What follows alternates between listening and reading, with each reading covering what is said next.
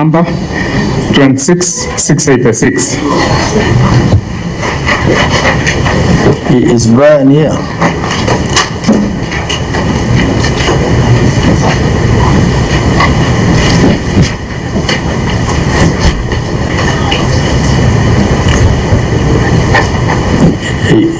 Is Brian here? Chair, the fund manager is here, not the accountant, so the fund manager is here.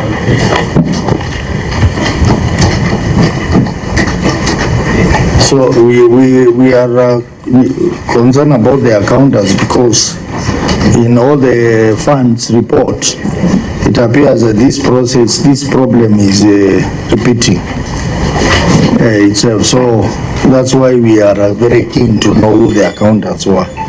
Every fund has this issue of accuracy, presentation, and disclosure.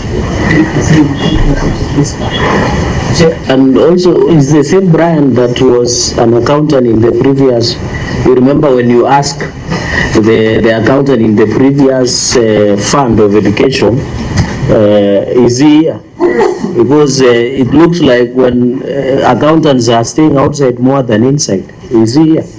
Because there was also an accountant in the previous where you asked, he was told he had stepped out. So I don't think it's different. It's different. What was the name of the, through the chair, what was the name of the previous accountant? What was his name? Kevin Koech or somebody? Koech, yeah. Okay. So this one is Brian? Brian Briggen. Yeah. But even if the accountant is not here, just check the status. The CEC Finance is the administrator of emergency fund. But here, on your intelligence, sorry for interrupting, but when introduction was done, this guy was here. Does it mean anybody can walk out before the meeting ends? Because I can recall the introduction, they were here. Was he, did I hear Brian? Back. Yes. I thought they were Kevin Koech and another accountant, Brian Birgen, and of course the governor and the rest of the team. But Chair, what should be checked is just if they are in good books with the ISPAC, if they are in good records with ISPAC. That's what he's checking. I think there is a chair, with all due respect. This is the committee of the Senate. Yes. So anybody who wants to exclude himself or herself, they must seek the permission of the chair of the committee. It is not the other way. So if we allow people to be walking out of your meetings, then it is a bad precedent. Because when somebody doesn't want to answer, they'll just walk out, and before you know it, you don't have anybody in the room. He wasn't in. He wasn't in. Yeah. So what about Kevin Koech?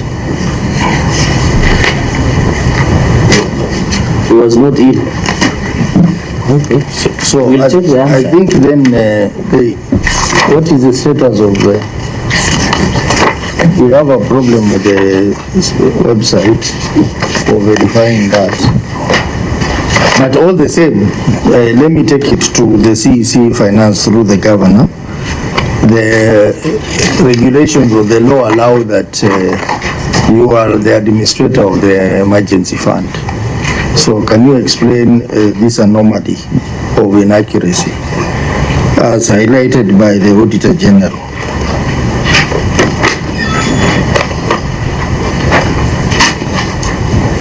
Yeah, now Brian, his membership is active, but it's not in good standing.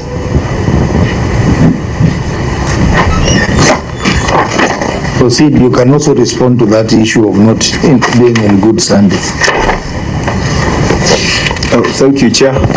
On the aspect of not in good standing, I know usually the regulations by ISPAC require that a member meets certain minimum hours called CPD hours. Possibly Brian may be behind in this schedule, but as a government we always ensure that by end of the financial year all accountants have attended at least, and we've paid for them, have attended at least a minimum of 40 hours that are required for professional development, and we've done this consistently, Chair. So if he's lagging behind, it's one of the items that we'll be going forward to regularize. Thank you. Chair, you asked on query number 1. Query number 1, the issue of inaccuracies presentation issues and disclosures. For example, there are two issues the auditor has raised. He has raised about the emergency expenses of 24 million, which did not have analysis of emergency expenditure, and also the issue of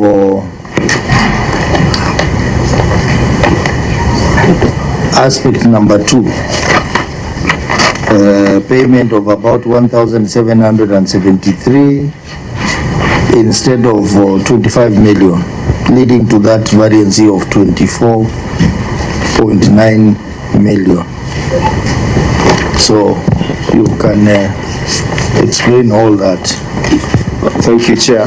On part 1, it talks about failure to make a breakdown or an analysis of the 24 million. And the response, Chair, was that under note 9 in our revised financial statements, that is page 18 of the financial statements, an annex has been done and that analysis has been captured properly.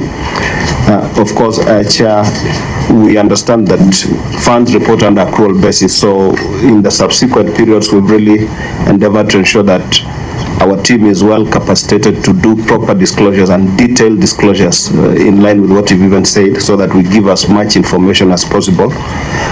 On the same number 2, Chair, this error arose, the 1,773 is an error that arose when the accountant was preparing financial statements in Excel, and then they do the transfer of the same to Word document. In the process, transferring, it led to an omission, and therefore the arithmetics on the Word document didn't add up. So really, this is an error that going forward, keenness must be observed by the accountants. But this has since been captured properly, and we really want to confirm that preparation of accounts on Excel, going forward, we don't need to transfer to Word. It can just be converted to Word from Excel without transferring number by number, which leads to some of these petty errors. Thank you, Chair. Maybe you need to tell this committee, be honest to this committee, because we know what usually happens in some of these financial statements. The financial statements are probably done by someone else who is not the one who signs. The financial statement is maybe done by someone, junior accountant, and qualified junior accountant, and then the qualified one just comes in to sign. Could that be a similar case to this? We have seen that with the other counties. Well, because surely a member of ISIPAC who has been trained on public sector accounting standards board regulations will not make such mistakes. So they can only occur if that person is not qualified. Thank you, Chair. Yeah, indeed, under the financial reporting unit, we have accountants who are qualified and they have different roles. The junior accountants are the ones who really generate the data, and finally, the process that is given to the senior accountant to prepare. I have both the fund administrator here and the fund accountant who are directly involved, and they can confirm, Chair. But truth is, with proper reviews, Chair, by the senior accountant, these errors shouldn't have occurred, and our FRE unit is undergoing a bit of restructuring to really ensure that we don't appear here with some small errors like this one. Thank you. Yeah, so Senator Bogo. Thank you, Chair. Maybe to the auditor, if we were to take it that these were errors, in your exit meeting, did you have a chance to engage them? Because I believe you would have sorted it there instead of it coming all the way here if it is an error as he put it. Thank you, Chair. We had several engagements in the exit meeting, and we did the management draft, and then we did the draft report before finalizing with the Auditor General's certificates on the same. Thank you. I think you have answered. Thank you. Thank you, Chair. I'm just wondering, I think it is indicated that as he's giving explanation that the error occurred when they were transferring, isn't there a standard criteria given for such feedback? There is a template that is prepared by the... So did they use that template? That's my question. Yeah, so auditor, and you have not answered Mbogwa properly. Chair, we raise these issues in the first we do what we call audit issues. We raise the issue and then we did the management letter in which the issue came out, and then we did the draft audit reports. And at times, Chair, other issues come on review because after audit, the exercise review is done at various levels, so other issues can come up, but again management is usually given an opportunity to respond. So that's why this issue is here, because the responses were not adequate.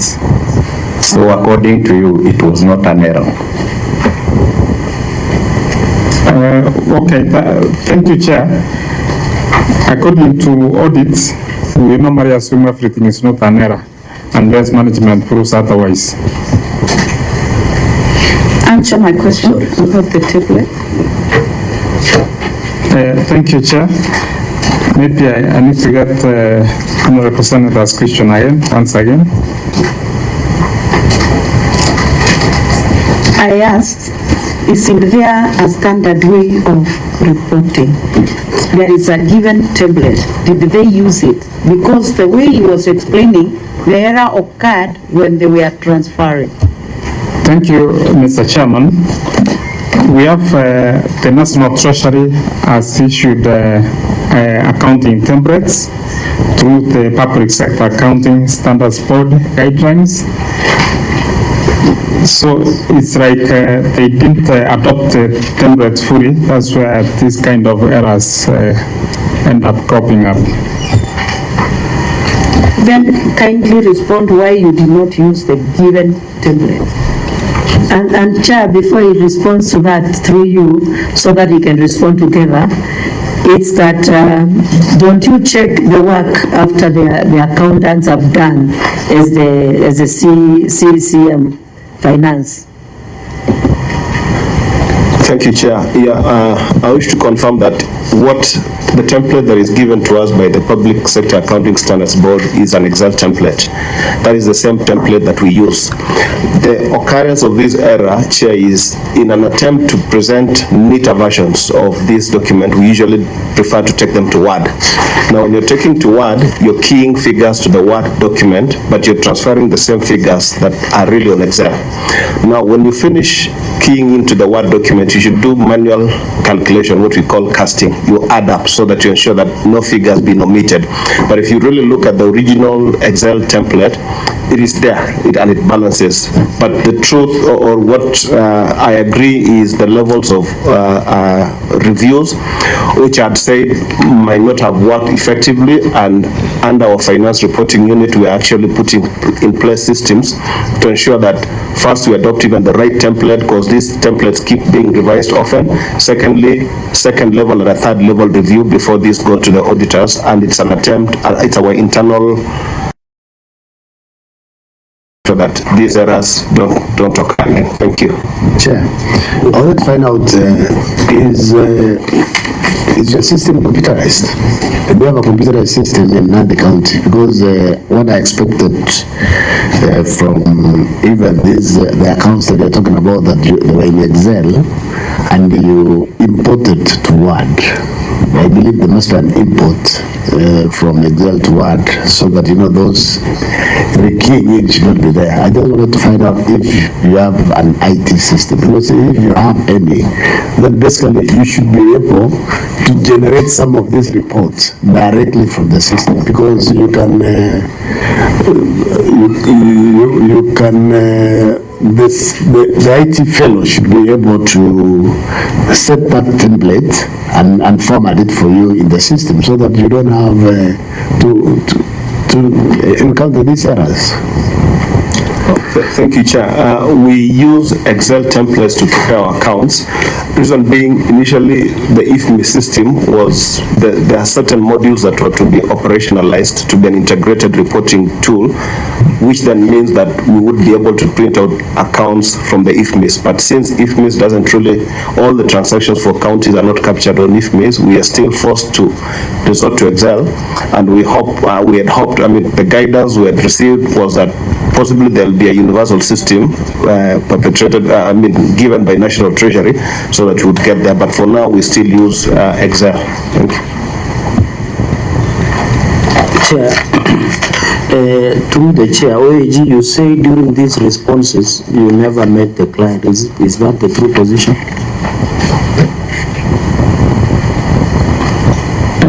Thank you, Chair. We, as I said, we have levels of review. So our officers, they met the clients.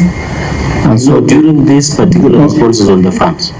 these particular responses, Meetings, yeah, because you met, our officers met them. but you were on record saying you did meet.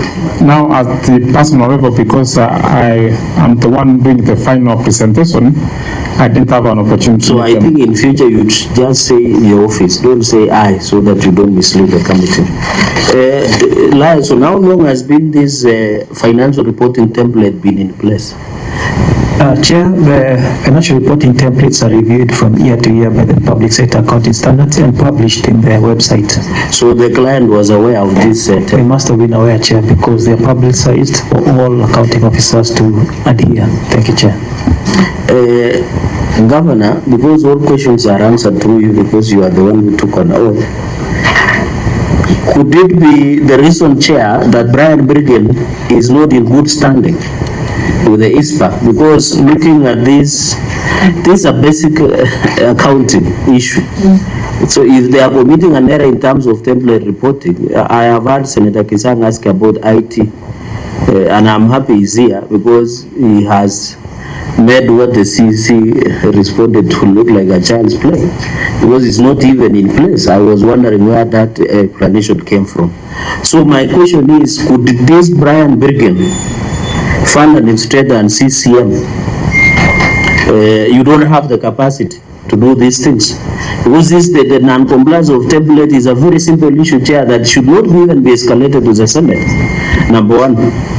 Number two, Governor, I have seen in note number 9, page 18 of your financials, and Chair, I think OAG and members will agree with me. If there is a problem with financial statements, it will bring up problems in terms of audit itself. Because if you use the wrong template, it will always affect the outcome. So my question to you, Governor, I put it to you, is note number 9 on emergency expenses. I have seen this 24.998 million. This specialized supplies of 15.2 million. Can you give us the schedule of these specialized supplies? And then, Chair, there is repair and maintenance of MV. Is it motor vehicle or motor or the one MV, whatever that is in the sea? So, Governor, repair and maintenance of MV, I don't know what it means by MV. Maybe you can go on record and tell us. And then, Chair, can you give us a schedule of the purchase of specialized supplies of 15,247,344 in this financial year of 2023-2024? That is my my second question. And finally to the governor, on this issue, through the chair, on this issue, is the fund administrator here, and how many people manage this fund? Because I have seen, Chair, there is what we call general office expenses. I don't know, does it mean setting allowances of 2,205,000 and 200 in that financial year? So who is the fund administrator? And in terms of these general office expenses, does it mean, is there rent here? Does it mean, because if you talk about printing and stationery, is already there, it's 150,613. So when you mean general office expenses, does it mean sitting allowances in terms of this? But Chair, I really want to read the schedule of the 15.2 million. I thank you, Chair. Those will be my two questions on that query number 1. Thank you, Chair.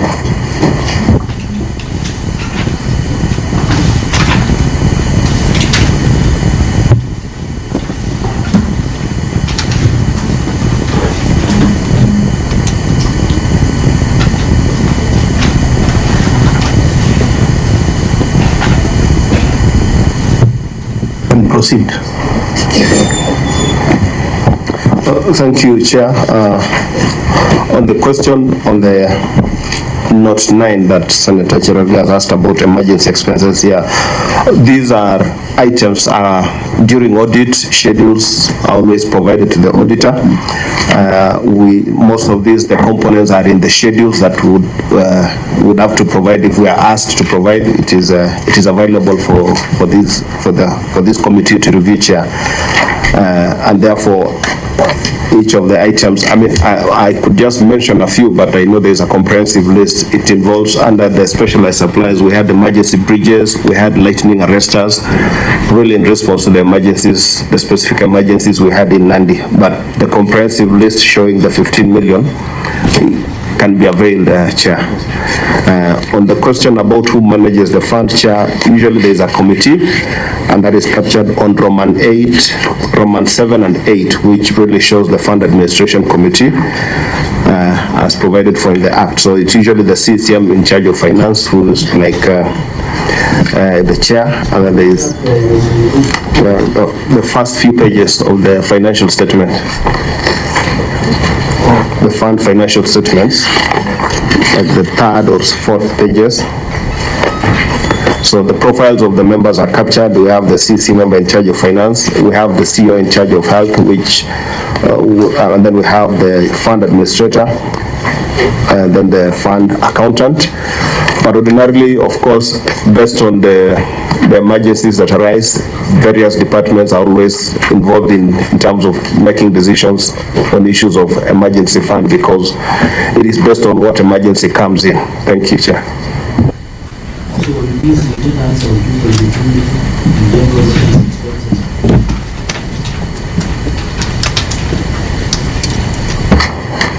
That's the schedule of specialized supplies. No, you said that the committee gives him time to give the list of the 15.2 million, including emergency bridges and the lighting arresters and the rest. But on the note 9 of page 18 on their financial statements, the general office expenses 2.2 million. So I wanted to know whether it is sitting allowances for the committee. That's 2.2. That is on note 9, page 18 on their financial statements. Yeah, Chair. On the same, we also still need to just pull the ledgers which are available, or the same ledgers that really were provided to the auditor to just confirm the items. I may not offhand know the line items, but it's available for verification. So how much time do you need to provide that? Yeah, I believe within a week I should be able to provide. Okay, so you can provide with those schedules, the general office expense schedule and the specialized supplies schedule to the committee in 7 days. Guided, Chair, thank you. So I just want to emphasize that we, as a committee, we have made a deliberate decision that matters of errors in accounts or omissions, moving forward, we are not going to take them lightly. We will go for the people who prepare these financial statements, and those are the accountants. So, in fact, we have said that this committee may even be compelled to communicate with your professional body, ISPAC, if there is a trend of these errors and omission in your financial statements. So when you go back, you need to reorganize your team so that such kind of audit queries should not appear. And we know the reason. The reason is what you have alluded to, that sometimes those who prepare this financial statement are not qualified accountants, but the qualified accountants only come in to sign. But you see now, even the procedure is that if you are an accountant, you should not put a signature to financial statements which you have not prepared or which you have not understood, because you will be personally liable for the accuracy of those financial statements. So that one, we as a committee, we are taking that very seriously, because in some cases, in this case, the auditor reported that there was no loss of funds, but we know in other cases, other counties, there are hidden issues in those omissions and in those errors. So please just note that and go back and reorganize your team. If there are issues to do with the training, they should be trained on the public sector accounting standards board template and standards, so that we don't have these things appearing. Yeah, what I think, if I'm right, when you did table a number of reports before the House, your committee recommended that we do professional misconduct, where if a member of accounts, and I think EACC, we have agreed in principle, apart from charging them, that they must be cited for professional misconduct. If you are an accountant, if you are a lawyer or an engineer. So I think I agree with you. But Chair, I have a problem. I think we had discussed about loss of funds. I thought it should be a misappropriation of funds, because if, for example, you buy something that is not needed, it might not be the loss of funds, but that item is not needed. It should be misappropriation of funds, because if today I buy, for example, solar in Nandi, and Nandi is raining, there could not be loss of funds, but there is misappropriation of funds instead of doing a breach. So I think we should have a discussion, because the OAG normally wants to use the word misappropriation as opposed to loss of funds. I think that should be clear. Thank you, Chair. Okay. So, honorable members, I think unless any member has an issue, we can proceed to the next query, which is okay. But before we do that, Auditor, how do we rectify this issue? Because I have not seen, have you done journal entries to rectify this problem, CC? Yes, Chair, and the same will have an effect on the subsequent financial year reporting. So it's a prior adjustment, and usually we consult our auditors and they guide us on how some of these errors are to be rectified. So this will now be rectified in 2024-2025 financial statements. Yes, Chair. So Auditor, you keep a watch on that. Thank you, Chair. Yeah. Okay, so the next query is, members, we agreed to number 2, delayed transfer from the county government of Nandi called funding the county emergency fund. Auditor, please. To the county emergency fund, the statement of receipts and payments for Nandi County Executive reflects receipts in respect of transfers from county revenue fund totaling Kenya shillings 30 million as disclosed in note 6 to the financial statements, which represents 0.3% of all the county government annual budget amount of Kenya shillings 8,988,667,004. This is contrary to Part 2, Clause 52A of the Nandi County Emergency Fund Act 2020, which requires the county assembly to allocate an amount not less than 0.5% of all of the county government annual budget. The required funding as per the county budget should have been not less than Kenya shillings 44,943,335. In the circumstances, the allocation to the fund was not done in compliance with the law. Thank you, Chair. Very well. Governor, your written response. Chair, during the financial year under review, the budgeted amount for Nandi County Emergency Fund was Kenya shillings 46 million as per the annexed budget. A provision of 40 was made in the approved budget of 2023-2024 and an additional 6 million in the supplementary budget too. This then represents 0.5% of the county's total revenue of 9.850666,665.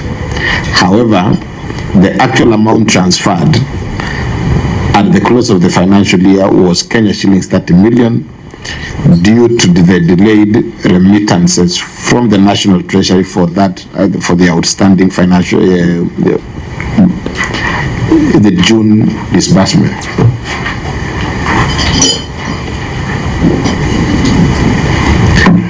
Okay, Auditor, what is your comment on the response?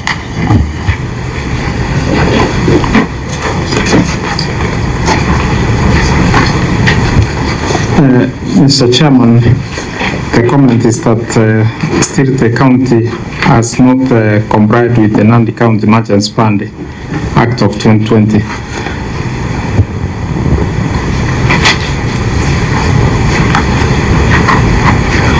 So this is a compliance issue.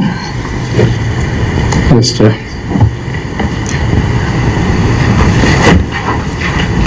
But according to the response from the county, that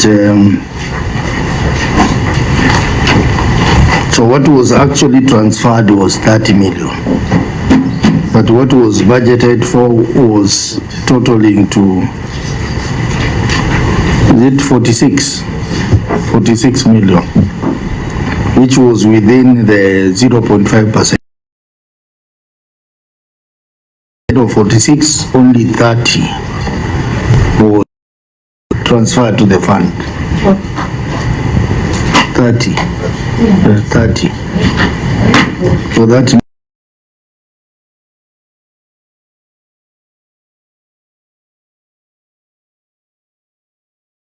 means that I know there are issues of budgeting, but this law sometimes the auditor will always look for compliance issues.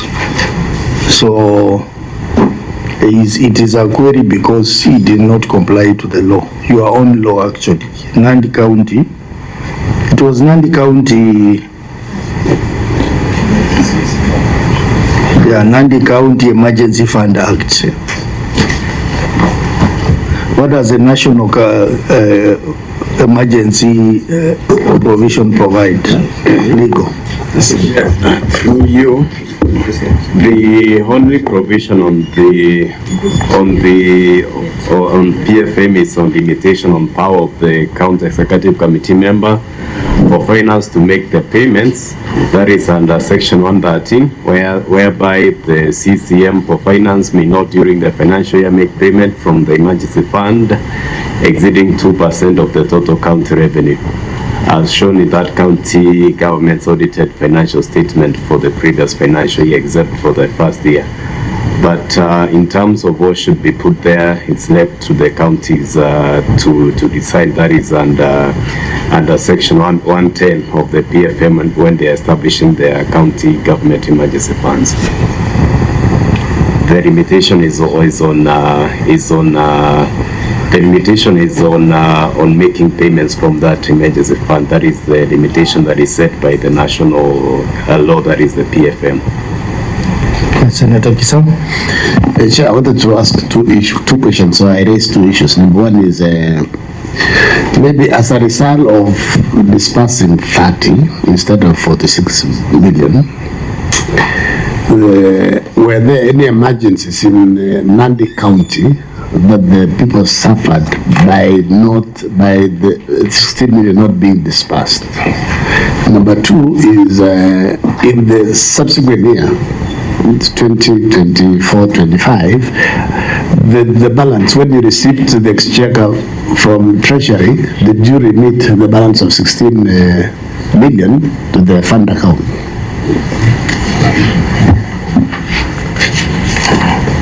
Yes, Governor. Chair, we can confirm that there were no emergencies that were not responded to within the county. Of course, there is always, you know, the pressure to fund the fund is also driven by emergencies. So if we had situations where we had serious emergencies that occurred, we definitely then would have been pushed into doing this. But we can confirm that there were no emergencies that required address under this fund that were not. In the subsequent financial year, yes, we did fund, you know, the emergency fund, even with the balance, with that balance that was outstanding. Any other issue on that? I think this is a matter of compliance, which, you know, they always say the law is the query will keep on coming. The law is not complied with. And in fact, even item number 2, that one was delayed remittance to the fund of 5 million. But generally it came to 30 million. So this is a compliance issue. So maybe you can tell the committee, Governor, how you are moving forward, how you are going to address this issue. Chair, can I also add something before he replies? You know, this is a law that you did yourselves. So it is good that you comply or amend the law so that you say at most. You know, when you say at most, you can give less than what the law says if you say at most. But you see, when you say 0.5%, we expect you to budget and also move the same amount. And it's also not a lot, Governor. For the 6 million, it's not too much to just let it stay there. If there's no emergency, it means just roll over. It means you don't have to. Yeah. Agreed, Chair. That is really the position for us. Really, it's to push towards compliance. Sometimes when you have financial constraints, you face this kind of a situation. But in many situations, 0.5% is doable, and we have always done that. Okay, I think if there is no any other issue, we will proceed to the next fund, the climate change.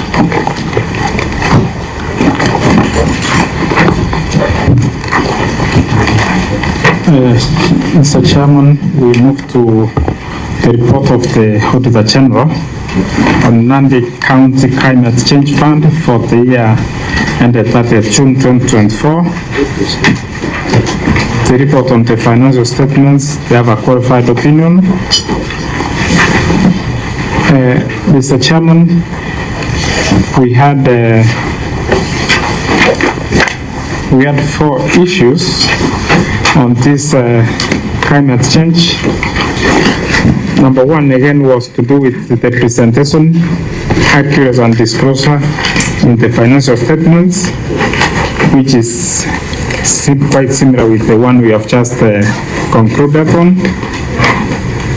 And so, Chair, I request that we skip and rest the fund account as a different one. With your guidance, Chair.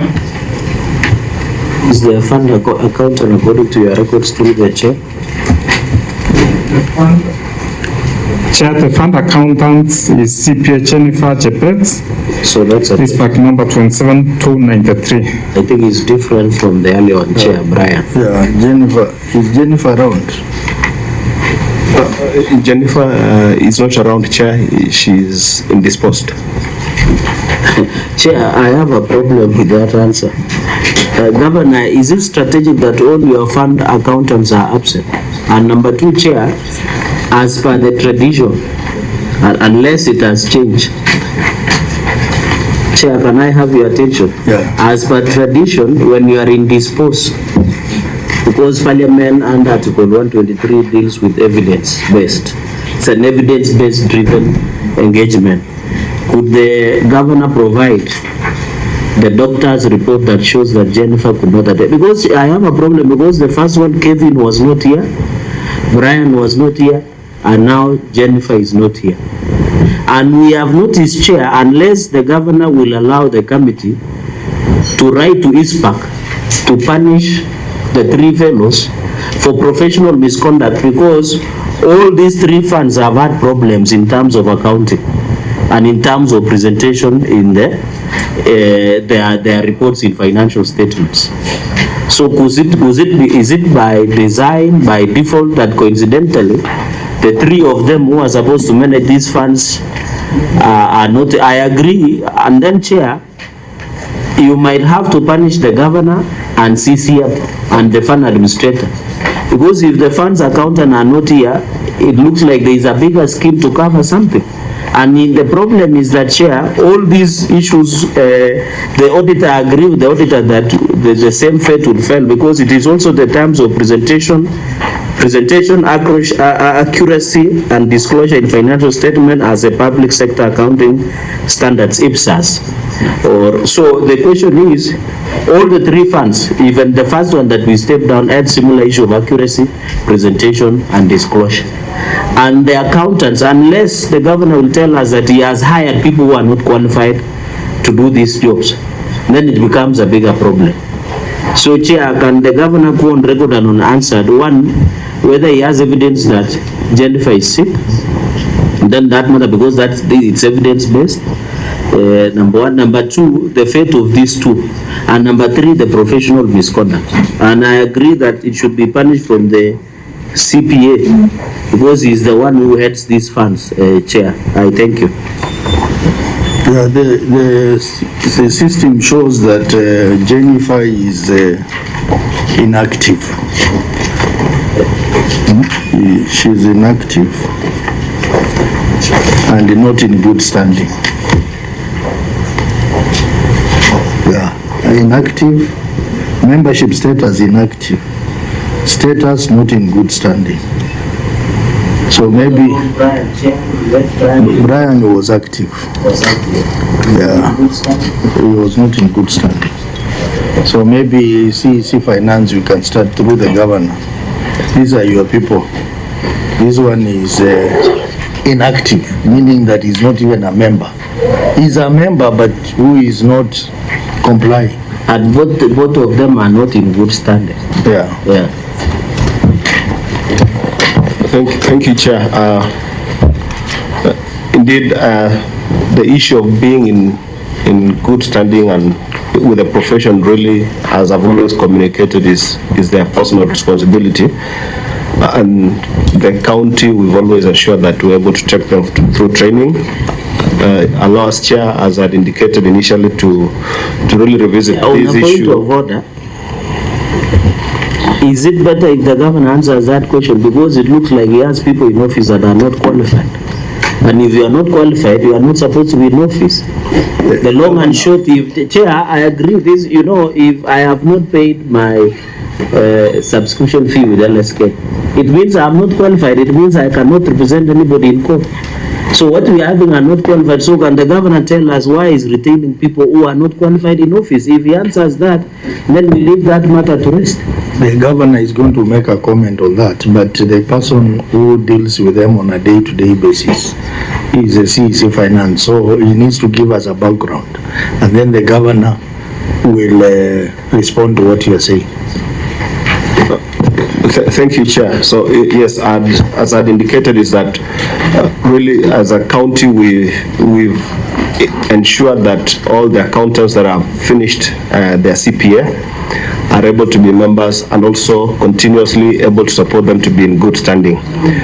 Chair, however, it is still okay for an accountant who has not finished his CPA to still be engaged, as long as there is demonstration that they are really furthering their professional their professional qualifications.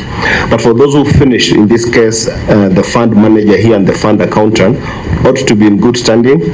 I request Chair through, my governor, that once we regroup in Nandi, this aspect becomes something that I take it as a priority to see why, despite these opportunities, the accountants have not been able to take up many trainings that are offered by the Institute. But I know most of these issues largely relate to a few hours that have not been attended to in terms of their professional development, and it's something that we would wish to regularize within this financial year, Chair. Yes. I have a problem with that answer.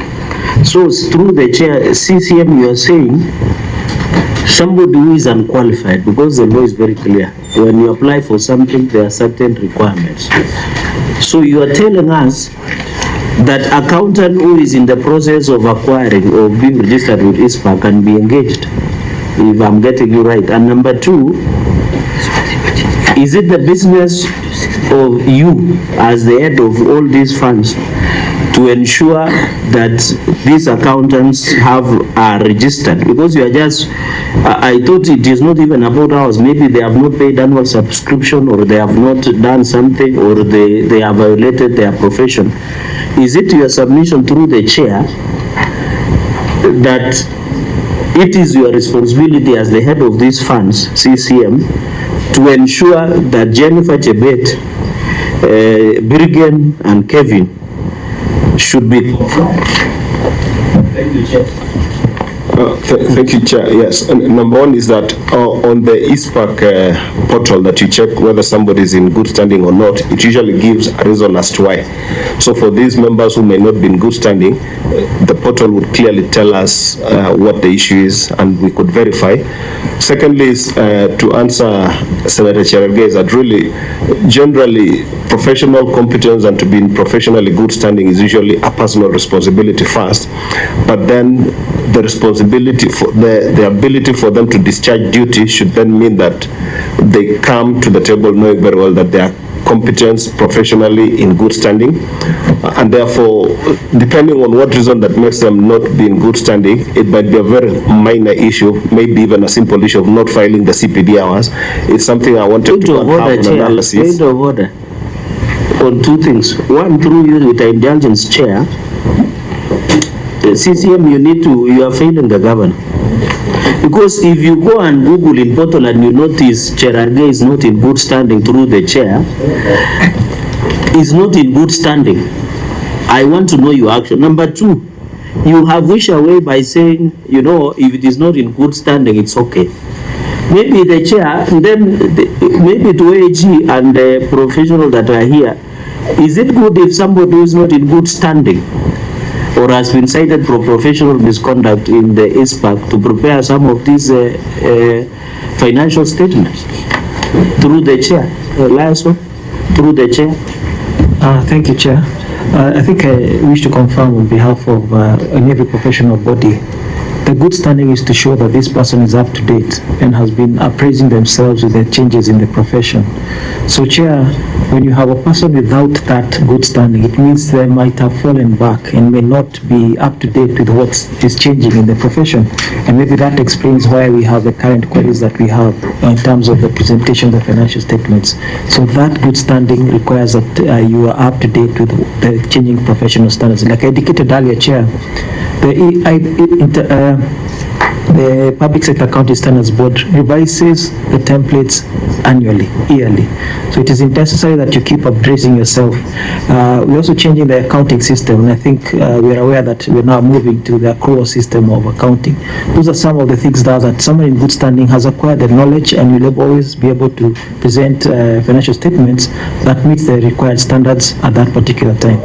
Thank you, Chair. And maybe just to point out that it's when a person is inactive, means they have not been paying their subscription, and maybe the county can explain what's the policy. Do they pay subscription for their accountants, and why was this one inactive? Thank you, Chair.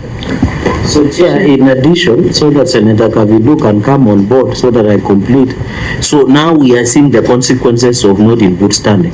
Because now the presentation and accuracy of financial statement is here with us. Chair, as Senator Kavidu comes on board, I would really want to know, because the CCM, you are failing the governor. When you notice these people are not in good standing, what did you do? Did you write to the governor? Did you write to County Public Service? Well, thank you, Chair. Senator Kavindu. Yeah, actually, my question was that which Senator Cherekai has just said, because we are kind of grilling the CEC, yet the governor is the CEO of Nandi County. So did he report to the governor that the people who are doing the accounting are not qualified, and what did the governor do about it?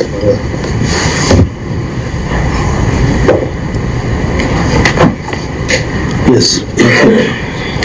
Thank you, Chair. I would have to check. One is that really, as I said, it's a personal responsibility for somebody to be in good standing, and that's why ISPAC is able to punish an individual if then they commit a wrong, because they're ascribing to the standards set by ISPAC.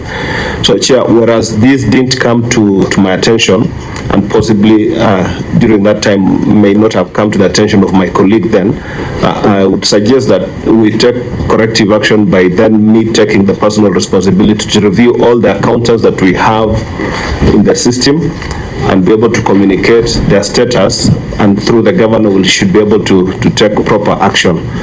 Secondly, Chair, is that ordinarily in the county we have numerous accountants. A good number of them have always, out of their own initiative, paid up their subscriptions on their own volition. But also as a government, we've always wanted to facilitate any professional, and we always ensure that they give their details to the finance department, so that we forward one list to ISPAC and ensure that all the subscriptions have been paid up. But it's their individual responsibility to follow up to ensure that if they're not paying on their own, the county is available to settle that outstanding amount. But it's something that I think going forward, Chair, I take it up to we can ensure that the level of compliance is well noted. Thank you. Yeah, I think you didn't answer Senator Kavindu. Senator Kavindu said, what has he done? So did you do anything, yes or no, to advise the governor that you had professional? And you know, Chair, you know, preparation of financial statements of an entity is a very serious matter and sacrosanct that should be taken. So CCM, when you, and I think, Chair, as we continue, we might have the CCM take an oath, because now he's answering more critical answers through the governor. So what did you do? Did you advise the governor and indicated that so and so, Jennifer, Billion and Kevin are not up to date, and therefore you needed his advice on how to proceed as the CEO of the county? Because this financial statement can mislead everybody, including the OAG, because of poor preparation and presentation and accuracy of financial statement. Did you do anything, yes or no, through the Chair? Thank you. Through the Chair, indeed, yeah. I undertake to go and take action, Chair. Previously, no, Chair, I have asked a very simple question. Did you do anything? Not future, I'm asking the past. Did you do anything, yes or no, through the Chair? Chair, no. That was my question. Okay, and, through you, Chair, yeah. I think we should stop it there, and I think we should take up this with the ISPAC. Chair, through you write to the ISPAC, through the clerk. Chair, with your and for all the clerks who have been doing these mismanagements in the accountants who have been doing mismanagements in the accounts, so that the ISPAC can deal with them directly. Because also the governor. Chair, with your indulgence, I agree that was a total different question for Senator Kavindu. My question is very simple. The CCM is committing to go and write to the governor. So I'm asking, in the past, did you, it is a yes or no answer? Okay. No. Can we have... okay, that is, if he said no, it's okay, I take that answer. Okay, he's going to respond to you, but can we have Senator Mbogwa, and then he responds to all that, and then Governor makes comments, and then we close, we make progress. Can we have... Mine, Chair, was just what Senator Kavindu was said. The CEC here seems to be throwing the accountants under the bus and telling the committee to do whatever you want with them and washing their hands. So it's... Yeah, so respond, and then Governor, you say something, and then we give direction on that matter. But as you respond, just notice that it is not just one query. The first two queries are all related to mistakes by accountants. Query number 1 on presentation accuracy and disclosure, and query number 2 on inter-cashbook transfer, which was reported as an expenditure, and the amount involved is 11.7 million. The auditor himself, in his observation, says that it is not clear why the fund expensed that amount of money under use of goods and services, and yet it was inter-cashbook transfer.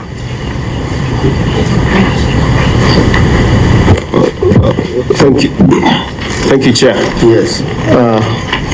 To respond just to the issue of the accountants, that really, one is that I'm not throwing them under the bus. What I'd said initially is that it is their personal responsibility to ensure they're in good standing. However, it's my responsibility and our collective responsibility to ensure that as they discharge duties, I confirm that they're in good standing. And whereas I didn't take any action then when this came to my, because it hadn't come to my knowledge, my commitment, the Chair, was that we were going to be more strict on this in ensuring that the accountants really take it personally upon themselves to ensure that they're in good standing and they're well updated so that these errors don't arise. So thank you, Chair. So to briefly answer the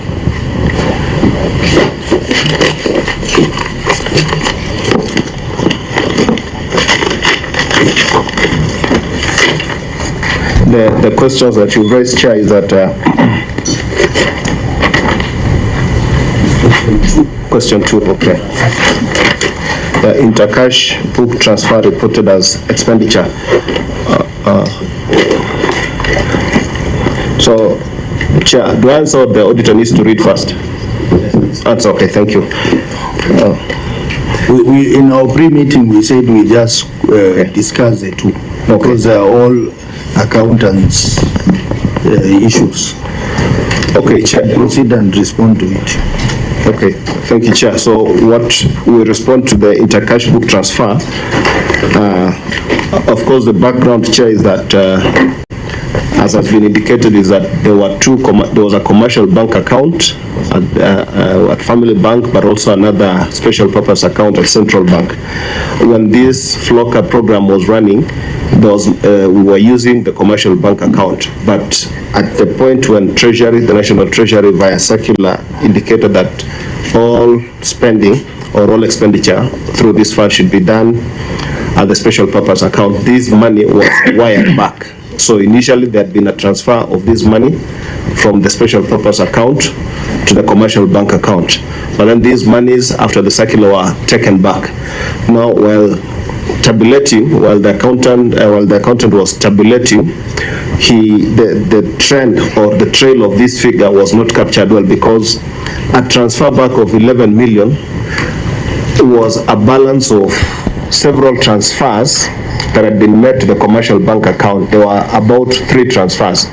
There was an opening balance of 2.9 million, but then there was also a transfer of 9.8 million and 11 million to the commercial bank account. Spending happened at that level, but by the time this was brought back, it was only 11 million that was left there. So in splitting the expenditure, an erroneous capture of this. The Chair, who brought back the money? Is it National Treasury, Commercial Bank, or yourselves? It's ourselves, Chair. So when we made the transfers, Chair, the error of not capturing properly the expenditure was done, and this is an item that we picked, and this misstatement will actually have a bearing on the 24-25, and it's an item that we will have that to be corrected, Chair. Thank you. Chair, maybe to OAG, is this a misstatement or misclassification? And were you given that movement from SP account, special purpose account, to KCB commercial bank?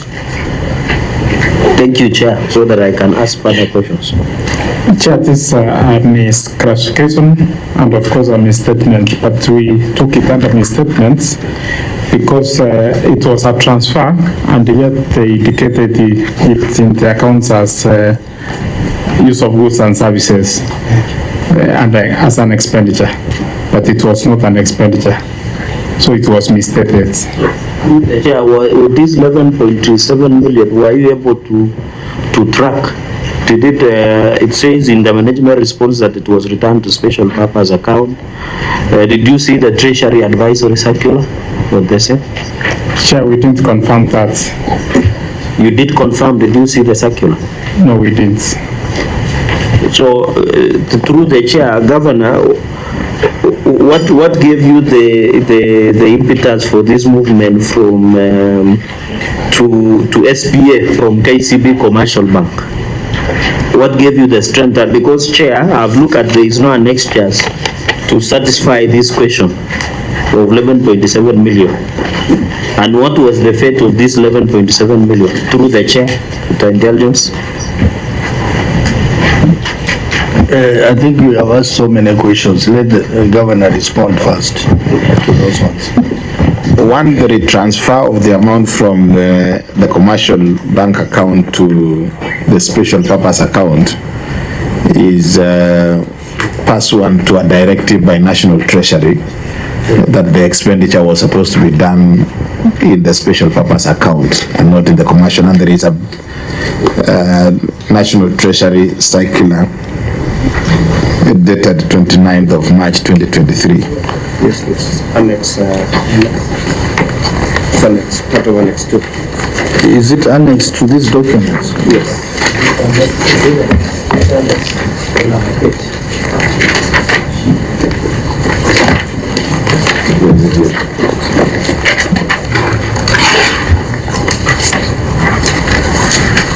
Is supporting honesty or honesty? That's tomorrow. I can see on this one chair, next two chairs, next three.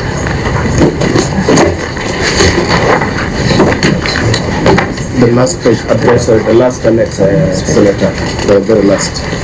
The last two. So it's advisory from Treasury. But the last two is I have the description of that.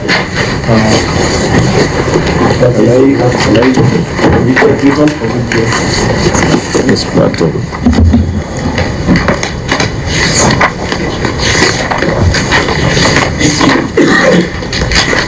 But in other members, I think in other members they don't have it because unless they have it advisory from Treasury. Chair, do you have this copy? Which might have been misfiled, but it's in all the documents. Maybe you can request to table now.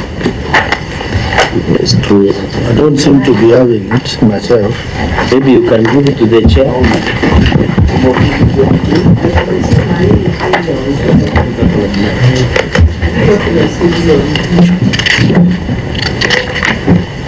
It's quite a long letter. Give it to the chair.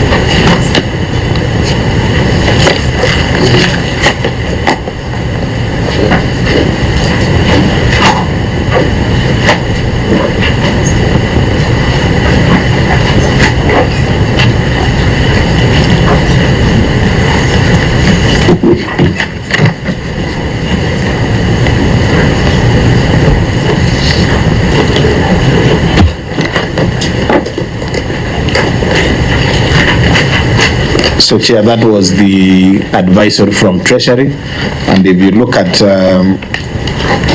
Annex 1,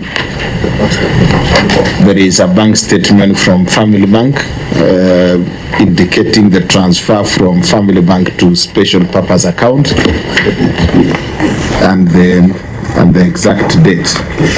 And also there is still under Annex 1, there is a statement from the special purpose account, Central Bank special purpose account, reflecting the same amount on 17th of January, reflecting the same amount, Chair.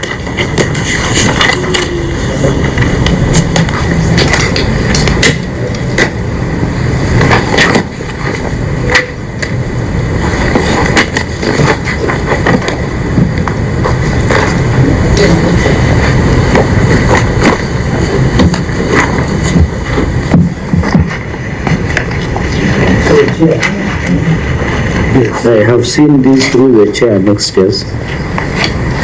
So this account that is it KCB or Family Bank? Family Bank. So it says the balance that you still have there is 3,459,000. How many commercial bank accounts do you have, Governor? Number one. Number two, through the chair, what is the fate of this 11.7 million Kenya shillings that was returned to SPA, special purpose account? What is the fate? Can we have the schedule of the expenses? And based on Family Bank, this account that you transfer the money, how many commercial banks do you have outside SPA and the CRF accounts and the treasury accounts? Thank you, Chair. Those are my two questions. For this bank, for this fund, is only one commercial bank account, the one at Family Bank, and therefore that is the only one that existed for the fund. For the special purpose account, once the money was courtesy of that advisory by the National Treasury, the money went back to the special purpose account, and the money was expended in the special purpose account for the function and the activities that were planned. I think, Governor, through the chair, you didn't get me. I am not saying on this purpose. I'm talking about the commercial bank accounts you have as an entity. And maybe you have answered part one of my question. On part two, can you provide a schedule of the expenses of 11.7 million Kenya shillings on this special purpose account? Thank you, Chair. Since we are discussing this, the fund, I have indicated that the commercial bank account is only one, and that is for the emergency. This other one, if you're asking for all as an entity, that is a different question which we do not have the answers of it. So in short, you are saying you don't know the number of commercial bank accounts? For the whole county? Yes. No, that cannot leave be out afforded. the facility improvement accounts for hospital, leave out the SPAs and the CRF and those that are used by the county treasurer. Yeah. Because you have one here. Is this the only one or the others, outside others that I've mentioned? Yeah, but the number cannot be, I can't give you the number of it. Chair, maybe you can give them 7 days to provide outside those that are recognized by the law. Thank you. And on the last part, Chair, where do you have the schedule of these expenses of 11.7 million under the expenses? Yeah, that can be provided. I mean, it's not part of the audit query now, but we can provide that if ordered to. Governor, it's not the issue.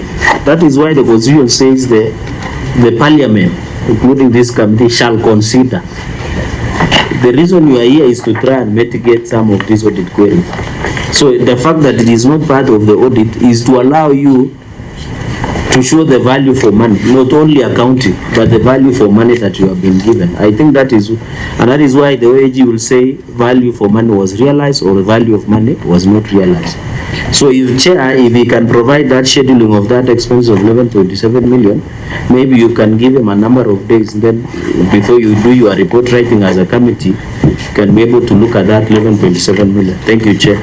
Okay, I think we need to make progress, members.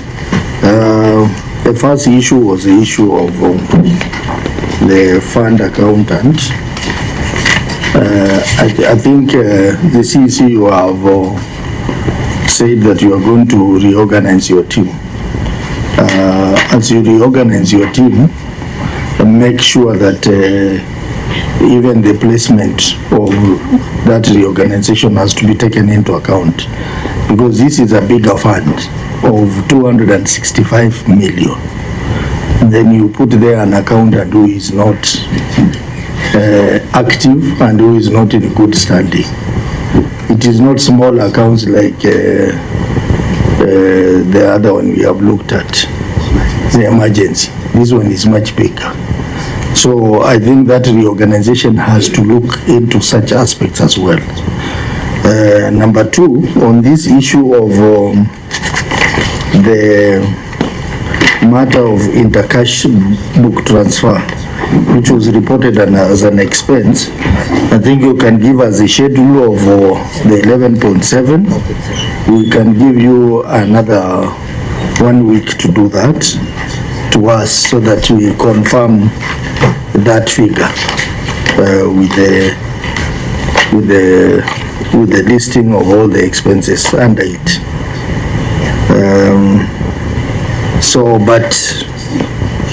We are going to issue a general circular to all the counties on the issue of accounting errors. So that it's very clear to all the counties which appear before us on the need to ensure that we do not get accounting errors to become audit queries when they should not, and the possible penalties available to us as a committee, including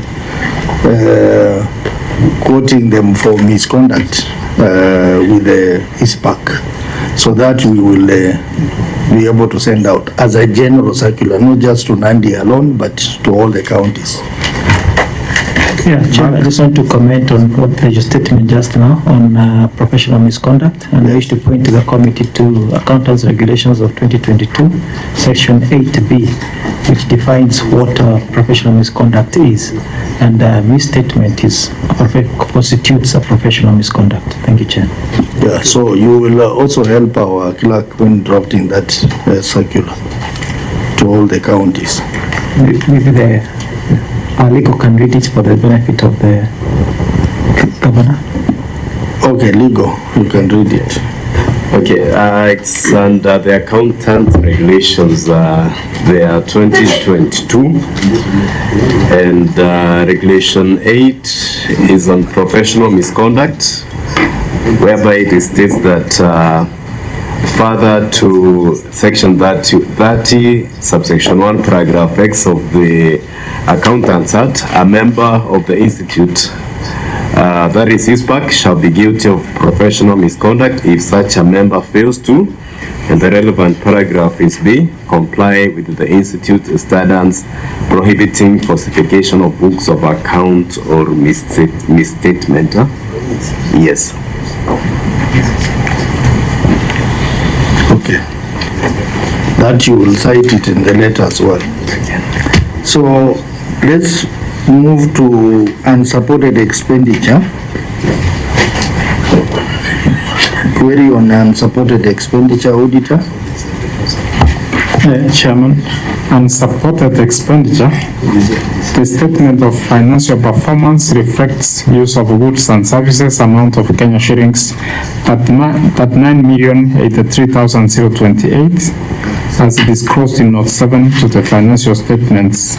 The expenditure includes Kenya shillings 1.8 million, Kenya shillings 499,000 and the Kenya shillings 3,811,130 in respect of supply of seedlings, supply of printer and landscaping respectively, for which the supporting documents were not provided for audit. Thank you, Chair.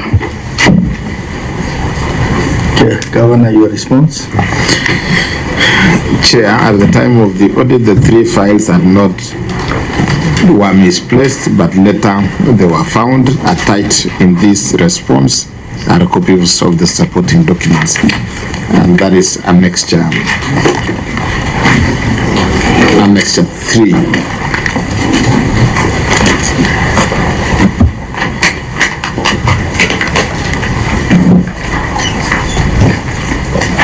Auditor, your comments on the response?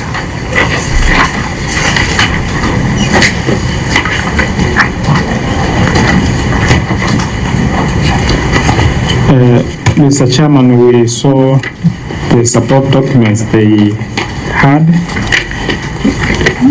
but Chair, we didn't have time to go and do an audit on this because literally this one we required to do a full audit.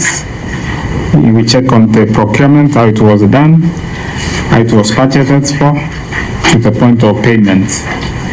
However, Chair, the support documents which are here, even if they don't have the full documentation, for now they are very adequate, apart from the procurement aspect. Thank you, Chair.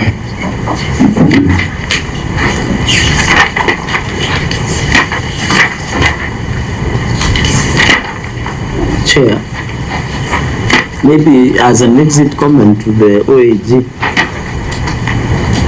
So it means that you don't know what you want from the client, because if you are telling us the documentation that is here is fairly sufficient, what do you mean? To the governor, and that is why the choice of wording, your liaison should advise you. The choice of your wording will be falling on your own sword. Chair, just clarity, because I had an issue of loss of funds and misappropriation. Governor, what was the competence and ability of using 3,239,465 shillings to do landscaping and provision of paving of blocks of climate change office? What was the urgency? You know, there are things that are important but not urgent. There are things that are urgent but not important.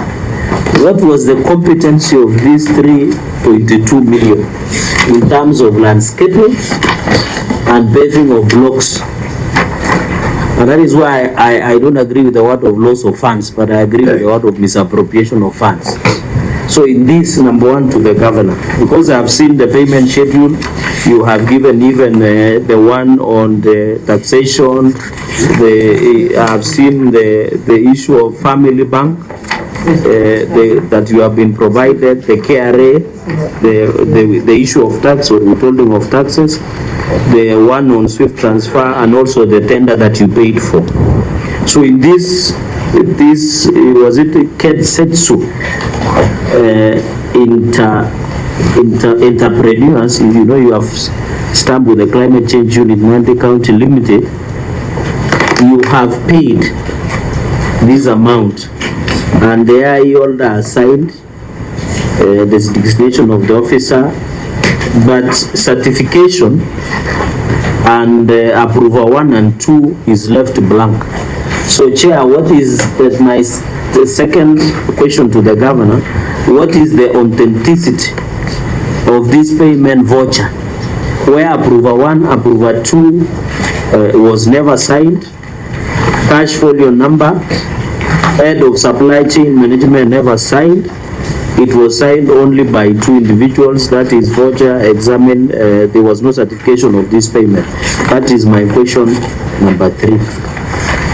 And then, Governor, where is the letter from Public Works or even occupation to show that after you have done landscaping and paving of blocks, or is it what do you call the blocks, or is it the cabros? Where is it? Those are my 3 questions, Chair. Thank you.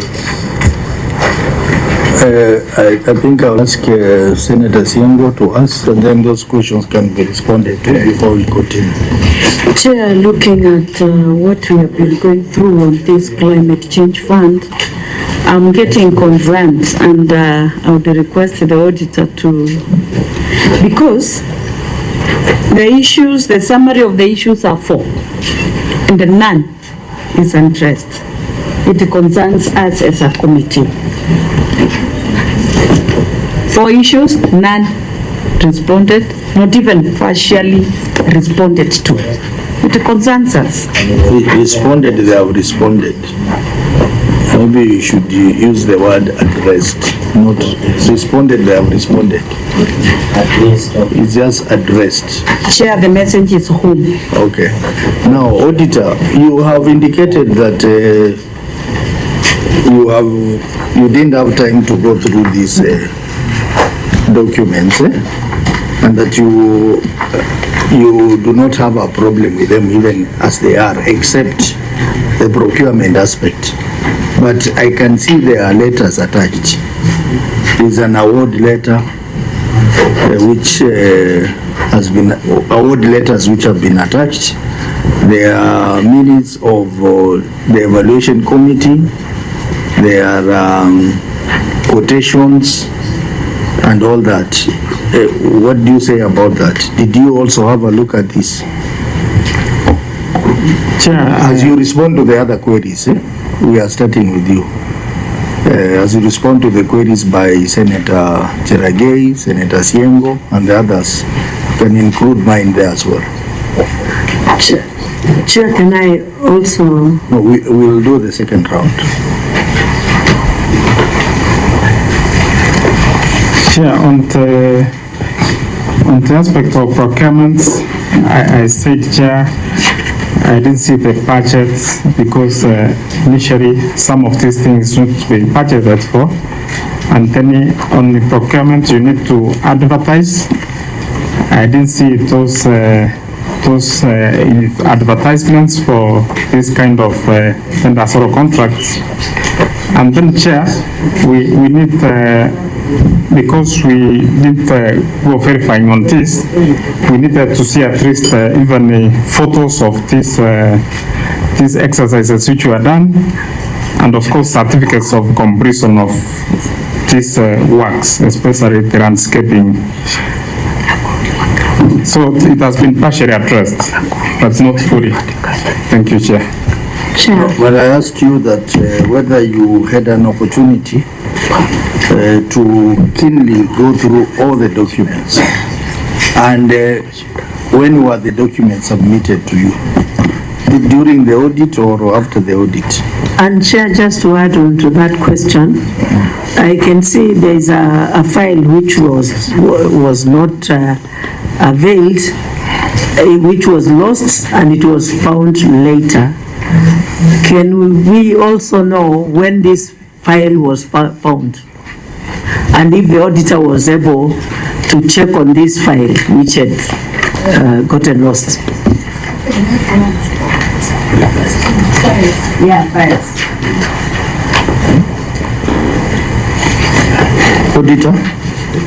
Mr. Chairman, I was not able to check on these files, and as I've indicated, we need to do fiscal verification of this project.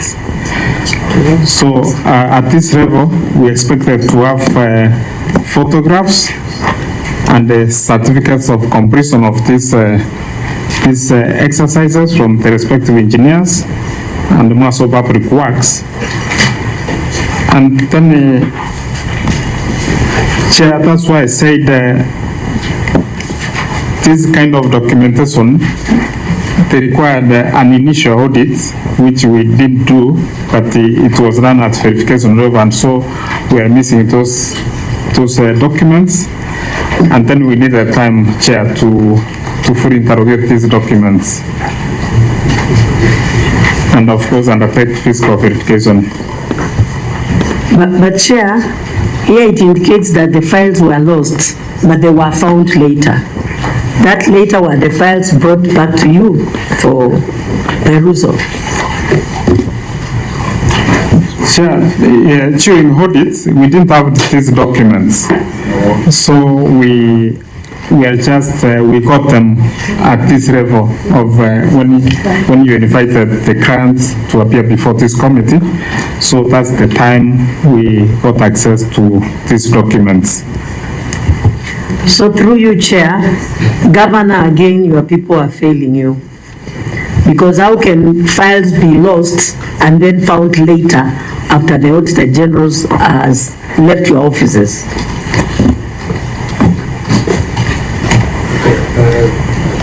Let's have Governor responding. Several questions, Chair. The first one by Senator was the budget or the resources used to do the landscaping. Yes, the program of activities under this fund is spearheaded by a county climate change planning committee. The whole process of how activities are identified through all the way through the approval processes are done. The reason why under this program we had a Mazingira house that was built, the climate change office that was established. There was need to do landscaping to provide space for, parking space, but also space where activities and meetings are done. That was done, and I think the file, as indicated, is that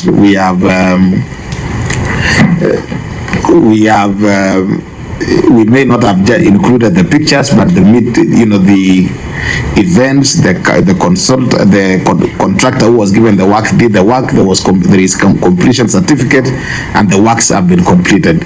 So in terms of the rationale, it is a whole program of activities. So the need to have landscaping and provide space for doing meetings was agreed upon by the county climate change planning committee. There is in those sets of documents we have the county from the public works certificate of completion. Is it there? Yeah, from the public works it is there.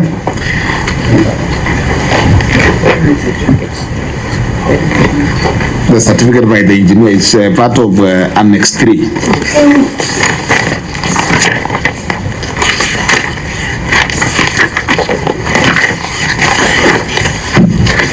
It's one of the documents on Annex 3.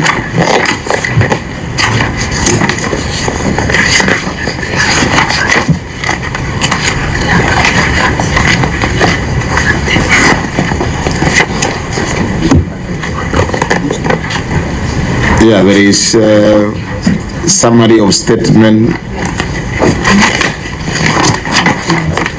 and the payment certificate. That is part of Annex 3 raised by the engineer. In terms of, we have indicated in our response that the files were misplaced at the time of the audit. Again, that is clear that it was misplaced, but the documents were found, were later retrieved, and this is the misplacement was occasioned by the move. There was a move from the old office to the new office. The new office established under this particular fund, and therefore the misplacement of the file happened at that point. But we were able to retrieve, and these are exactly the files that are before us. I agree with the auditor that then he may need time. He definitely needs time to look at them and go and confirm on ground, but the documents are here.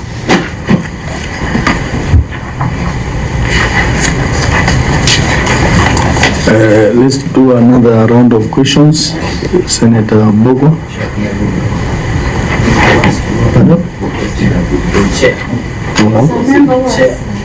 Is a member of Oh, where have you been? Proceed. Put yourself on record. Chair, my name is Senator Raphael Chimera, Senator from Kwale County, a member of this committee. My apologies, I am just from Kwale. Karibu, Governor. Thank you, Chair. One part of my question was not answered. Just a quick 30 seconds so that I thought we only have one chair in this committee, and it is you, and Deputy Party Leader of ODM. So, Chair, you need to give a sick leave to Senator Chimera, because all of us might go home sick. Chair, on the issue of NC2 enterprise, just clarity from the governor. I have two vouchers. Governor, which is your true voucher? In one of the voucher, you are paid 3.8 million.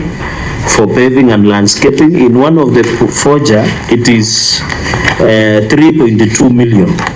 So which one do we take home? Chair, if you look at the annexure 3, the first forger is 3.2 million. When you go at the payment forger for the same company, Kensetu Enterprises Limited is 3.8 million. So why that discrepancy? Because he has voucher at page 21 is 3.2 million for payment with respect to landscaping and provision of blocks of climate change and paving, that is to the same Kensetsu, and 3.8 to the same company. Does it mean there was double payments of 3.2 and 3.8, or which is the correct voucher in terms of provision of that? And then, Chair, finally, you can answer that, Governor. This supply of 3 seedlings, the OAG has indicated there was no supporting document. Which type of these 3 seedlings of 1.8 million was supplied to who? And is there a schedule of this supply of 1.8 million to this? Because 3 seedlings can be anything. It can be avocado, it can be cypress. So we need to be precise, because I know in accounting, you must be precise with an eye of military marksman. So thank you, Chair. Those are my 2 follow-up questions.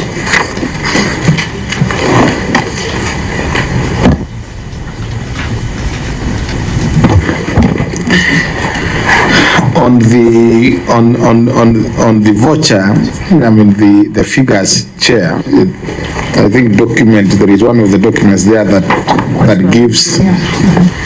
gives a breakdown, and the breakdown is that the amount that goes to the contractor is 3.2. Then we have a retention of 381, and then we have taxes of there is 76,000, and then there is 114,000 being also taxes. Then the total figure comes to 3.8. So it's the same work, but then the 3.2 is for the contractor, and the other ones are the retention and the other figures. So through the Chair, you are saying in this SWIFT RTGS of 3.2, it was paid directly to Kenetsu Enterprises. Where is the retention account? Because I have the SWIFT transfer from Family Bank, and it was paid through Eldoret West Branch, and the code was 070.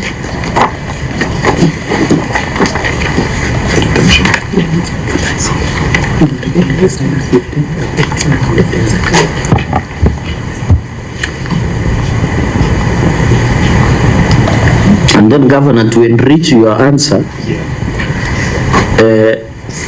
Tirop Jabet, is he a supply chain management? He's not here. He's not here. He originated on 10th March 2023 of 3.8 on landscape and provision of paving lakes. This purchase requisition form, climate change, and then Masi Chemutai requested it on 15 March 2023. So there is a bit of discrepancy, even the originator. This is your document. In fact, it has your letterhead, and department has been indicated. So as you reply to that discrepancy, in terms, I've seen the SWIFT RTGS of 3.2 through the Chair, but this 3.8 and the evidence of the retention account, because I've just seen the one of taxation that we are provided here.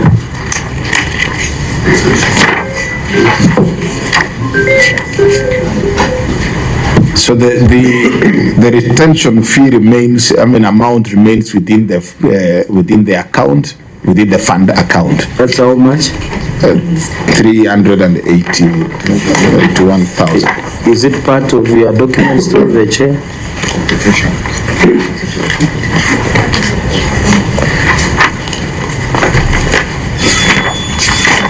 Is it part of your documentation?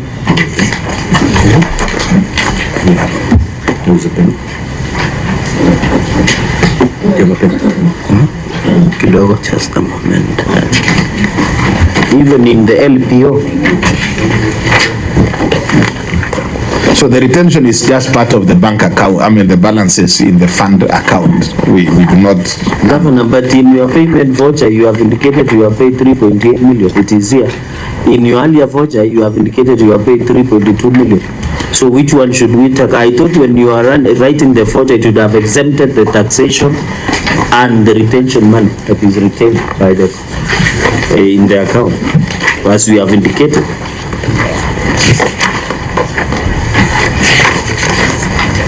Chair, this money looks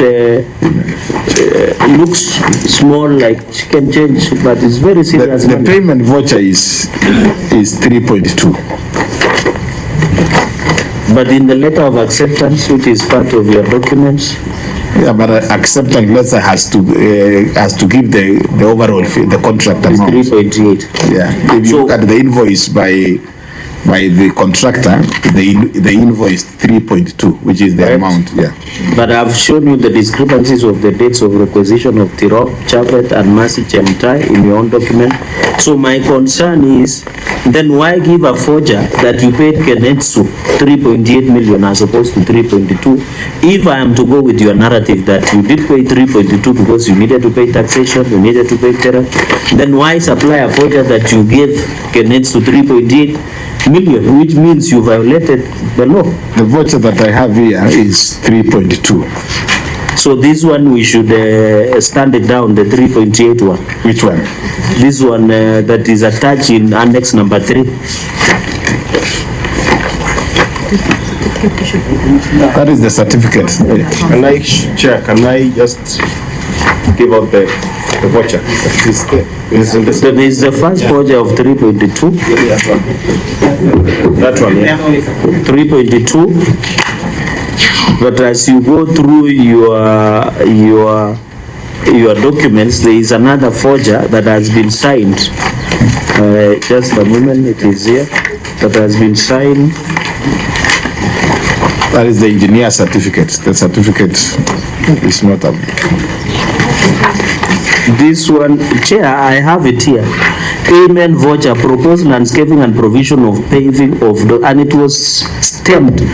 This was a payment voucher. What does the payment voucher mean, OAG? Maybe you can go to basics. Which page are you referring? Maybe the governor did not paginate.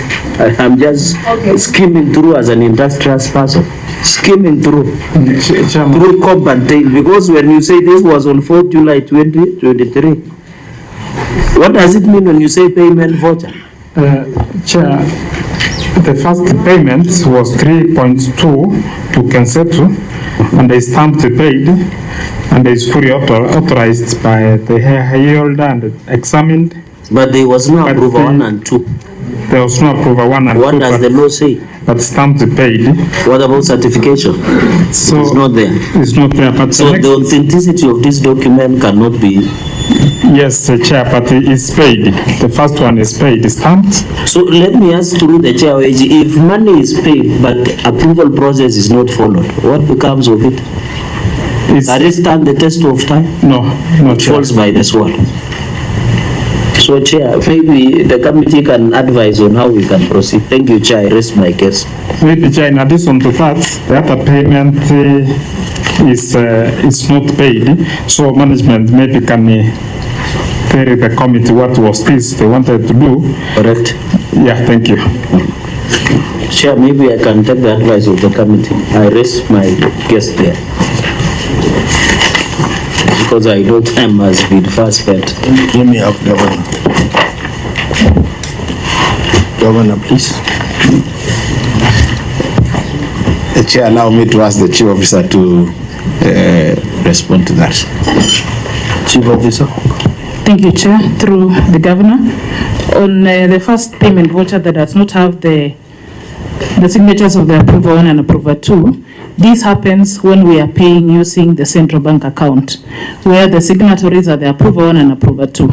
In this case, we are paying using commercial account, and the RTGS SWIFT has the signatures of the signatories. Chief Officer, through the Chair, no, you know you cannot proceed with an illegality. I thought the governor said this was through a special purpose account, not a commercial, which means they violate the law. Because all funds, if you ask Jabari, will tell you, all these funds should go through SPS because these are special funds. Correct. Let's allow her to finish her presentation. Maybe she will, in the process, deal with what you are. Thank you, Chair. This was a payment done before the funds were recalled to the special purpose account at the central bank. So we were paying using commercial account then before the National Treasury recalled the funds to the central bank account. So the signatories are the signatories to the commercial account are as per the SWIFT account or RTGS advisories at the commercial pages at Family Bank. So we use Approval 1 and Approval 2 when we are using the central bank SPA account. Thank you. On to the payment vouchers. So, Chair, through the Chair, so you used the wrong document to pay because it was not SPA at that point, it was a commercial account. It was a commercial account, and this is the standard payment voucher that we have in government. We could not design a different payment voucher. But the document that you did use is you use it to pay a commercial account before it was recorded to the Treasury. It is part of the attachment documents that we give to commercial account as supporting documents for them to authorize payments at the commercial account. We must attach a payment voucher as well. Thank you. So what you are saying through the Chair is when you are paying through commercial account, you can use this payment voucher, which is a standard of payment in government, to pay through the commercial bank account. It is part of the documents that support the checks and the RTGS advisory slip. One of the main documents is a payment voucher. Through the Chair, Governor, when there is no Approval 1 and Approval 2, I thought there is the quality of that payment is not authentic. Is it not so? Through the Governor, the OAG? Chair, when they do internet banking, they have, that's when they have the approvals in the system. But for this one, I don't know what it was in system based or it was. But they are paid through RTGS. Yes. They are paid through SWIFT. So through the Chair, when we are paid through RTGS or SWIFT, if the approvals are in IP, they should have, the approval should have been done based on that. Okay, I want to make. Yeah. Chair, I wanted to find out from the governor, maybe chief of staff through the governor. I believe the standard, some of us are also business people. The standard is if you have an account with a commercial bank and you want to pay a supplier, you've said you did the payment voucher. Of course, a contract. There was a contract between yourselves and the supplier, and finally the RTGS will have the signatories to that account, the signatories. Those are the documents then that we need to see so that it allays the fears that it's not authentic, because there must be some signatories to the account who are supposed to sign, if it is 1 or 2 or 3. Thank you, Chair. Honorable Member. As part of the attached documents, there is a slip from Family Bank that shows the payment of 3.2 million to Kensetto Company, and it has the signatures of the signatories to the commercial account of the Climate Change Fund. Is there an agreement between yourselves and the bank, the supplier? Yes. Oh. Yes, it's part of the attached documents. Okay. Thank you. Members, I think we need to make progress on this because remember we have one fund to go and it's almost 1:30 now. Yeah, so you have to go to the house and you must have lunch also. So my directions. Chair, is having lunch tied up to where you come from? On a lighter note. You are my neighbor. You know. I know you take lunch religiously, so I appreciate it. Chair, even their sugars are low now. You have not even invited the governor and his team to have tea. And it's here. Their sugars are low now. Okay. But the advantage, the governor is still very young, so I don't think that's an issue. Let me give direction on this matter. I think you listen to the auditor. He said that he did not have time to go through the pieces of evidence which have been submitted, and he needed to confirm a few things. And then members, you have asked a number of questions regarding the same. So my direction is that the auditor will go back and verify the documentation, originals for all these transactions, because the file, one of the file was not available during the time of audit. And then auditor, you respond to this committee, and I want to give you only 14 days for that. And then moving forward in the subsequent audit engagement, we will want confirmation that the central bank circular is adhered to. Treasury circular on that is adhered to. So I think we will be looking forward for your communication to the committee in 14 days. And Mark, please, you know we have given so many directions on such, which I have not seen the communication from your office. So you also take charge and ensure that we get that communication in 14 days. Not a chair. So let's get to the last query. Members, way forward is that we'll finish this last query and then adjourn. I know we have one more fund, that is a car and mortgage loan fund, and which we may not have time to look at. But since we had withdrawn the responses for the education fund, and I know there is another fund which we did not request for your responses, that is alcoholic drinks fund. So we will then have another session to look at the three funds later. So now we will just cover this one, and then the three we schedule another time. The clerk will advise on the next meeting when that can be done. So let's look at the last query, which is budget control and performance. Auditor. Chair, budgetary control and performance. The statement of a comparison of budgets and actual amounts reflects final receipts, budgets, and actual amounts on comparable basis of the same amount of Kenya shillings 265,728,422, resulting to 100% budget realization. Similarly, the fund spent 39,083,028 against actual receipts of Kenya shillings 265,728,422, resulting into an under expenditure of Kenya shillings 226,695,394, or 85% of the actual receipts. The underutilization of the budget affected the planned activities and may have impacted negatively on service delivery to the public. My opinion is not modified in respect of this matter. Thank you, Chair. Governor, your response?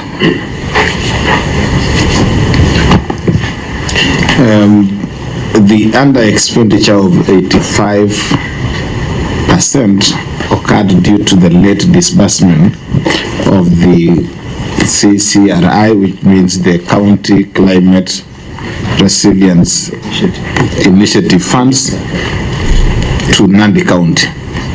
Attached is a bank statement to confirm that the first CCRI of Kenya shillings 148,121,151 and the second CCRI of Kenya shillings 68,456,055, which were received in the account on 11th 4th 2024 and 5th of July 2024 respectively. Otherwise, the 85% of the budgeted activities have been undertaken in the financial year, in the subsequent financial year of 2024-2025.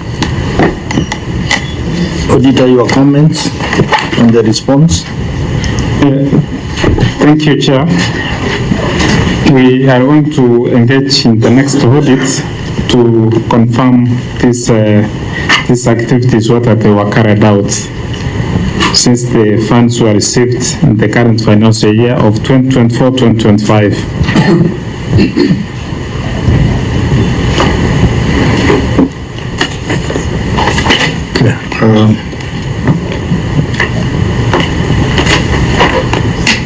So maybe the governor, you can make the committee understand verbal explanation how this occurred.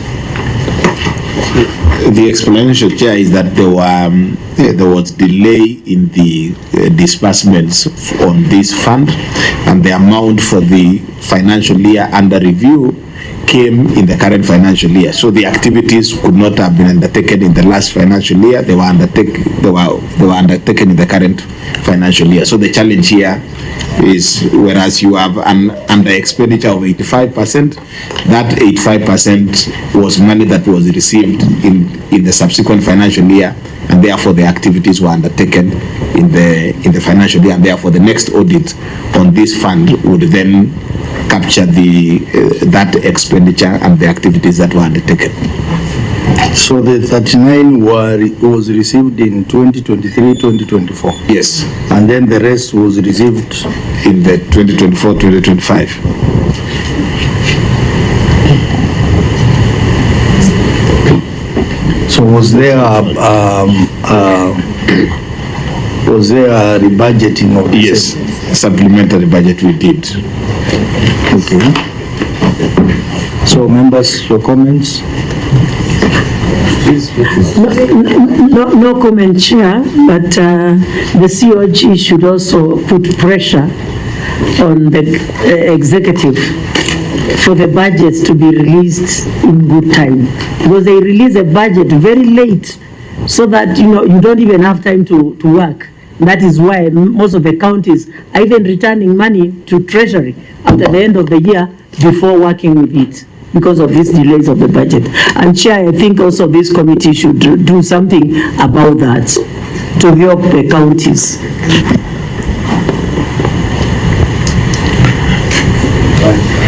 So, I think if there is no any question on that, if there is no any question, we will stop there. Maybe just ask for final comments, if there is any, from the members, including the member who has just walked in.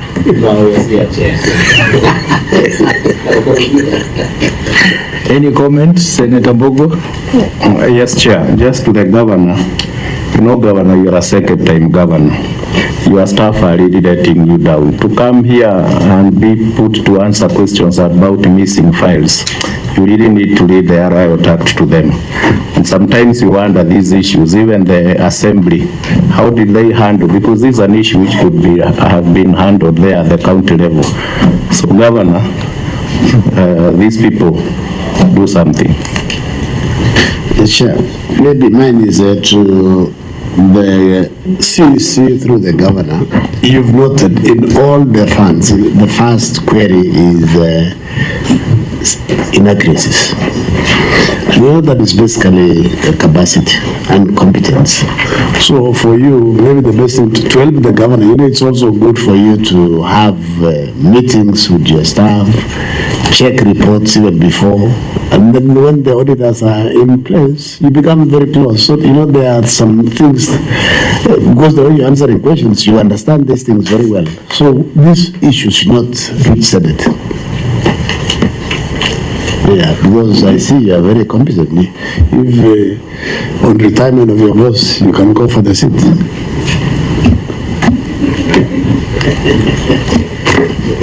Advice well taken, Chair. Thank you, Senator. Thank you. Any other final comments?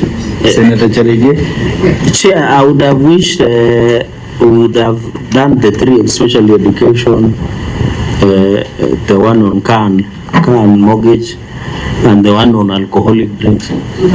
Chair, I know some of us don't take those substance water and soda, maybe I'll be exempted during that consideration.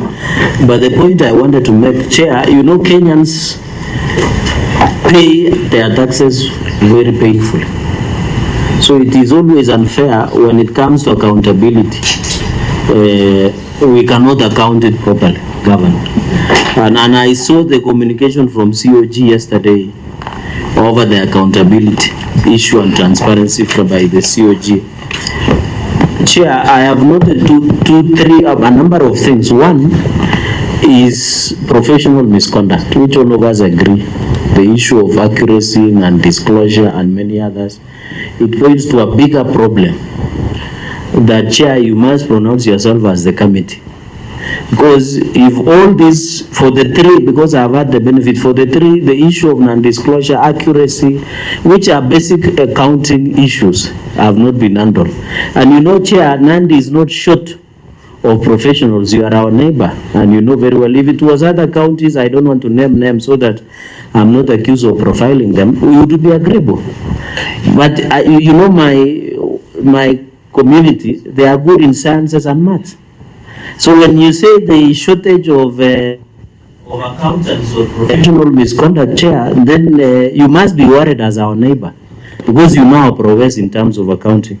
Finally, in terms of accountability and prioritization of projects under these funds, Chair, I don't think they were fair and clear. The reason, Chair, we are hard on Governor. CPA, like that, is not new. We are served with the Governor. I don't know whether because he's good at covering up or not. Governor is having his second term. So that is why we are asking these hard questions, because as Governor goes to, I don't know whether he wants to retire or no, although he says he's too young to retire, which is a story for another day. There must be accountability in terms of all this, Chair. And it is disappointing, Chair, that the OAG has indicated, I don't know whether, Governor, you have seen the OAG analysis. All questions and the benefit of the are not satisfactory. Some are either basic errors or some other are serious errors in terms of movement of cash, Chair. So I want to appeal, the procedure is as good as the outcome. You cannot say, since there was no misappropriation of funds and the procedure was wrong, is acceptable. It has never been acceptable, Chair. Even you remember on the Isiolo case, the reason that matter collapsed is because of lack of procedure. So I want to appeal to the Governor, as you go home, please take an action against your officer so that we don't need to escalate this. You know, Chair, I'm embarrassed that we are discussing basic accounting errors instead of real issues, Chair. So with those many remarks, Chair, I thank you for the indulgence of the committee. I hope the committee can schedule the issue of education fund, because I really wanted to know. We have been having a problem on the issue of beneficiaries of bursary. I really wanted to know who are these and which institutions are receiving. So I hope, Chair, you can reschedule as a matter of priority. I know the COG yesterday has a problem in terms of consideration within the financial time, and I don't know whether OAG has received that communication from the COG in terms of consideration within the timelines of that has been provided by law. Chair, with those many remarks, thank you for the hospitality and the indulgence that you have given us as a county. We don't take it lightly. I thank you, Chair, and I submit. Senator Eddy. Chair, I think that the comment I wanted to make, first of all, thank you, Governor, for always honoring this committee. This committee is a partner committee. While we're doing oversight,